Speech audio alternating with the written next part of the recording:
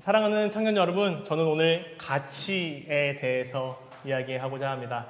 여러분에게 지금 가장 가치 있는 것은 무엇입니까? 요즘 세상은 보통 가격이 높으면 가치가 높다라고 생각을 하는데 가격과 가치는 조금 다른 것 같습니다. 내가 무엇을 가장 중요하게 여기는가? 내가 무엇을 가장 내 삶에 꼭 필요한 것으로 여기는가? 그것이 바로 가치관인 것처럼 가격은 평가될 수 있는 숫자이지만 가치는 어쩌면 평가될 수 없는 보이지 않는 무엇인가를 포함하는 것이 바로 가치입니다. 예를 들어 이런 것입니다. 제가 결혼 반지를 잃어버렸다 칩시다. 결혼 반지를 잃어버려서 세상에 막 나가서 찾는데 여기도 없고 저기도 없습니다. 그런데 누군가가 당근마켓에 제 이 반지를 구매할 때 가격보다 2배 비싼 가격에 제 반지를 누군가 주워서 올려놓으면 저는 그걸 사겠습니까? 안 사겠습니까? 사야죠. 안 사면 죽습니다.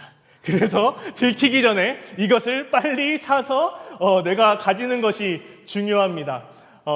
금은방에 사람이 보고 놀릴 수 있습니다. 에이, 저걸 누가 그 가격에 사? 했지만 나는 그것을 2배의 가격을 주고서라도 사야 됩니다. 왜냐하면 저에게 그것은 너무나 가치 있는 것이기 때문입니다. 이것은 그냥 금은방에서 재는 몇 K 골드 몇 그램 이것이 아닙니다.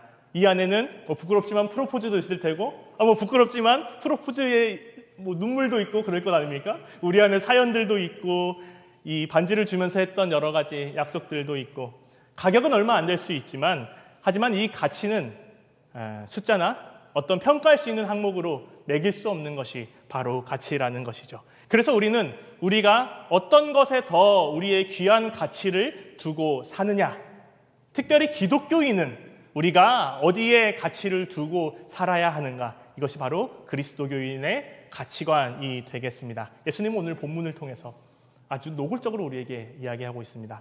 너는 하나님 나라의 천국의 가치를 알고 있느냐? 예수님은 오늘 본문을 조금 같이 좀 살펴보고자 하는데요.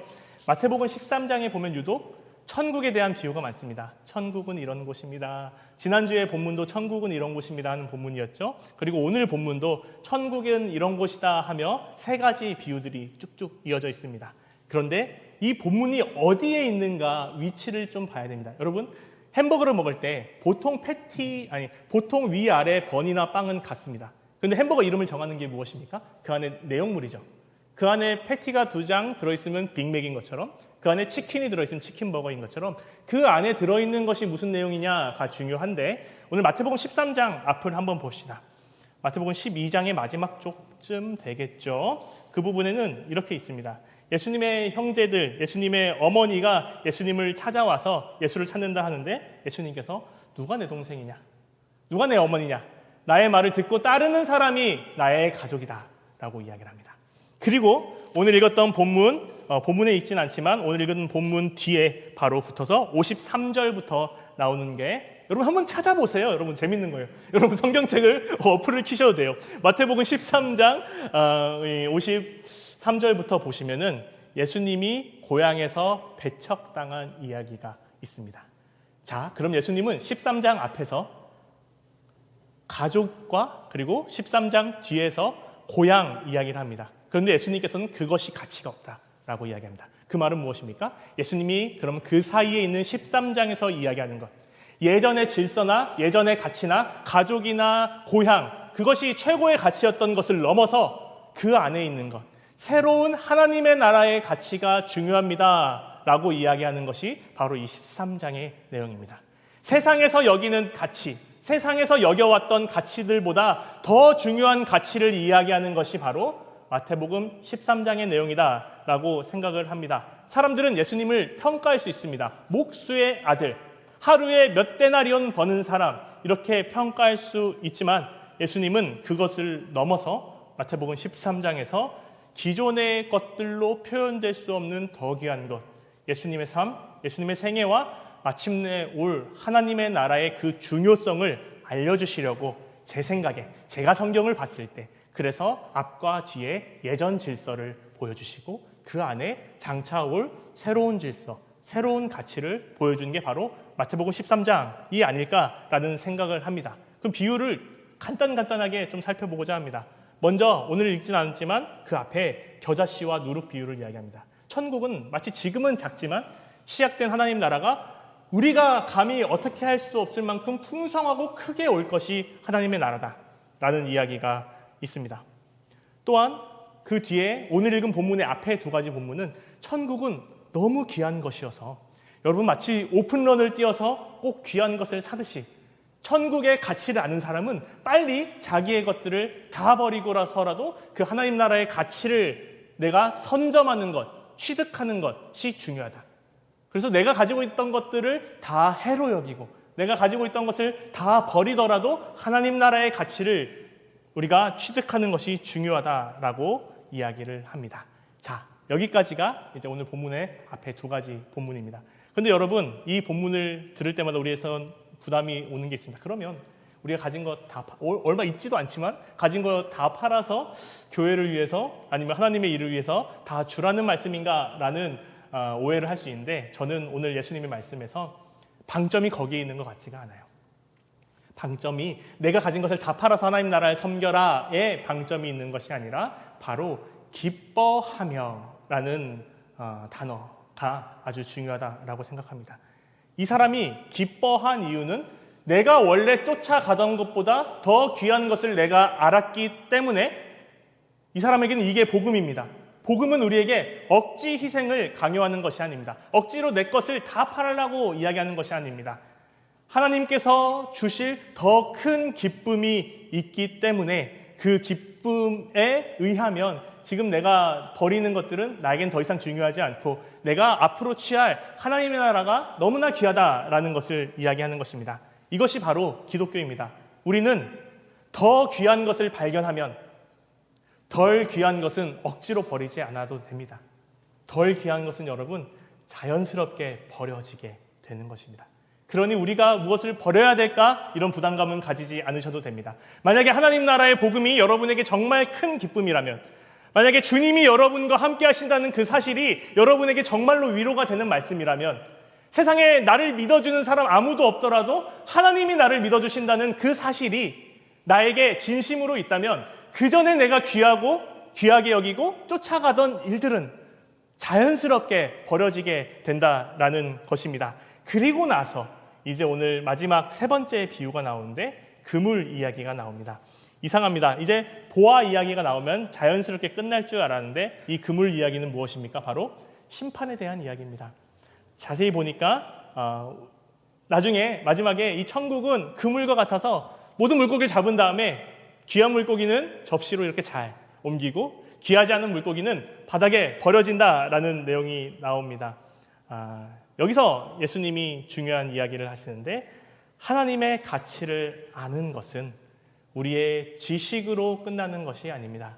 예수 그리스도의 그 삶이 귀하고 주님이 나와 함께 하신다는 그 복음이 귀하다는 것은 우리가 머리로만 알게 되는 것이 아닙니다. 마침내 온몸으로 알게 되어서 우리의 삶으로 그 하나님의 나라를 쫓기 위해서 우리의 행동까지 수반되는 것을 이야기하는 것입니다. 천국을 알았으면 그 밭에 보물이 있는 걸 알았으면 내 것을 다 팔아서 사는 행동을 해야죠. 그리고 가장 귀한 진주가 있으면 그 진주를 사기 위해서 내가 가지고 있던 다른 진주들은 다 팔아서 그것을 사는 행위를 해야죠. 우리가 하나님의 나라의 가치를 진심으로 안다면 우리의 삶은 자연스럽게 그 진주를 사는 삶으로 그리고 그 밭을 사는 삶으로 하나님 나라를 추구하는 삶으로 바뀌게 된다라는 것입니다. 그래서 예수님께서 오늘 마지막으로 이렇게 제자들에게 이야기합니다. 니들이 깨달았냐? 깨달았냐? 제자들에게 물어봅니다. 고민했습니다. 예수님께서 이해했냐? 라고 물어보신 것도 아니고 예수님께서 이제 좀 알겠냐? 라고 이야기한 것도 아니고 깨달았냐? 라고 이야기하는 질문을 왜 하셨을까? 여러분 외우는 것과 이해하는 것 그것과 달리 깨달은 것은 우리의 삶을 진심으로 바꾸게 합니다. 어릴 때 부모님이 백날 이거 뜨겁다고 말해서 저건 뜨거운 거야 라고 우리가 머리로만 알면 뭐합니까? 진짜 디기 전까지는 뜨거운 걸 잡아서 대기 전까지는 우리가 깨닫지 못하죠.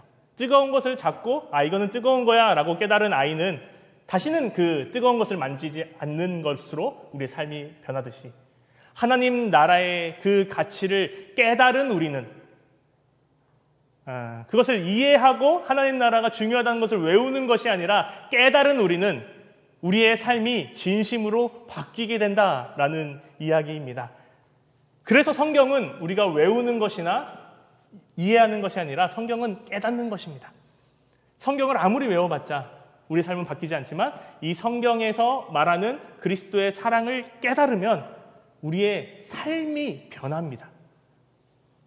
주님이 나를 사랑하신다는 것을 깨달으면 나도 사랑을 줄 수 있는 사람으로 우리의 삶이 바뀝니다. 너무나 고집이 세고 너무나 하나도 바뀌지 않는 우리의 삶이지만 그 어떤 것도 바꿀 수 없는 우리의 삶이지만 성경이 진짜라면, 성경이 진리라면 마침내 우리의 삶이 진짜로 바뀐다라는 것입니다. 사랑하는 신암교회 청년 여러분, 예수 그리스도의 사랑을 깨달아 아시기를 바랍니다. 깨달아 아는 것은 우리의 삶이 마침내 바뀌는 것까지 이야기를 합니다. 하나님 나라의 기쁨이 예수 그리스도가 나를 위해 이 땅에 오셨다는 그 사랑이 우리의 삶을 진심으로 바꾸시기를 바랍니다. 그렇다면 우리가 그 전에 여기던 것은 더 이상 우리에게 가장 중요한 것이 아니게 됩니다. 그저 큰 사랑을 위해서, 하나님 나라를 위해서 사용하는 수단이나 도구쯤은 될 수 있겠죠.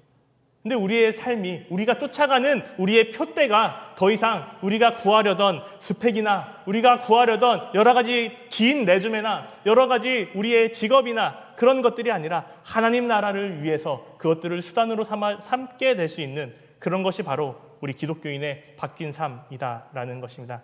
예수님은 오늘 천국이 귀하다고만 말씀하지 않으셨습니다. 예수님은 이렇게 말씀하시는 것입니다. 그 천국이 정말 귀하다면, 예수 그리스도의 사랑이 너희에게 정말로 소중하다면 이제는 그 가치에 맞게 한번 살아보지 않겠니? 라고 예수님이 우리에게 물어보시고 초대하시는 겁니다.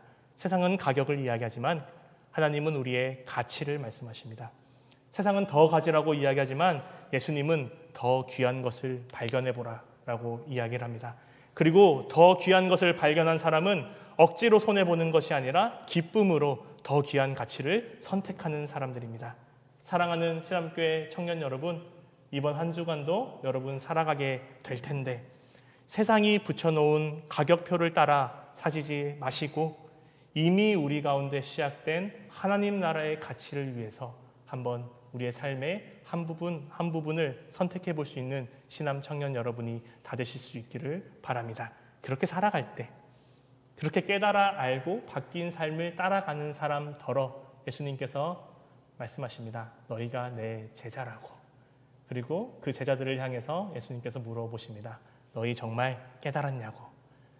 주님의 그 사랑을 깨달아 알고 우리의 삶 가운데 펼쳐지는 그 귀하고 바꿀 수 없는 그 주님의 가치를 선택하며 살아갈 수 있는 저와 여기 사랑하는 청년 여러분 다 되시기를 간절히 주님의 이름으로 축원드립니다. 오늘 주신 말씀 기억하면서 함께 기도하겠습니다.